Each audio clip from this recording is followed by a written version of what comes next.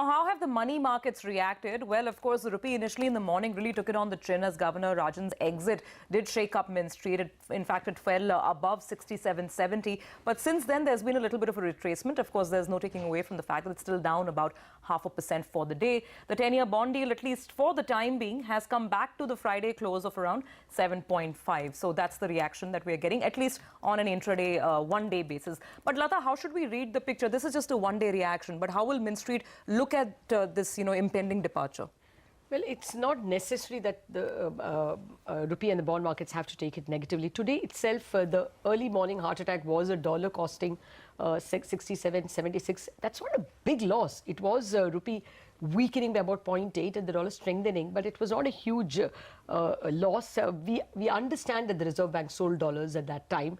No way to confirm that, but the dollar would have recovered anyway, or rather the rupee would have recovered anyway and the dollar would have fallen because of the robust reaction in the equity markets. As well, in the bond markets, at one point in time, the 10-year yield went up to 7.55, but rather quickly came to 7.52. There was no intervention, but there will be, because the Reserve Bank last week had also announced that it will buy bonds from the market. About 10,000 crore of bonds are being bought by the Reserve Bank. On a regular basis, these open market operations are happening. So bonds quickly recovered, and the expectation is that if globally there is no fear of exiting of emerging market assets, which was what the British poll indicated, then that was an added impetus for both the Indian currency and the Indian bond markets to recover. The longer term impact will be if the successor to Rajan does not carry out his inflation targeting philosophy.